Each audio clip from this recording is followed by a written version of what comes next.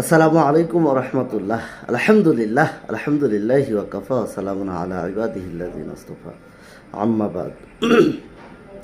প্রিয় বন্ধুরা, এই মুহূর্তে আর একটা ভিডিওতে নতুন একটা বার্তা নিয়ে এসেছি।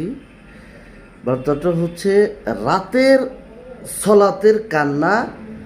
নবী করিম সাল্লাল্লাহু আলাইহি ওয়াসাল্লাম সহ অন্য নবীদের সুন্নাহ, অন্যতম সুন্নাহ ছিল। অর্থাৎ রাতে কান্না করা আল্লাহর কাছে একটা অতীব, তার কাছে কাছে আসার একটা অত্যন্ত সুন্দরতম সম্মানের প্রতীক।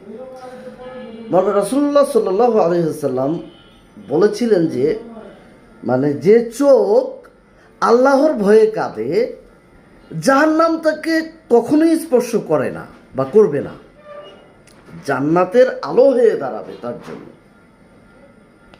অর্থাৎ রাতের অন্ধকারে এক ফোঁটা কান্না, সেটাই জান্নাতের আলো হয়ে দাঁড়াবে আমাদের জন্য। নবীজি সাল্লাল্লাহু আলাইহি ওয়াসাল্লাম কেঁদেছেন, সাহাবীরাও কেঁদেছেন, আর আমরাও কাঁদবো।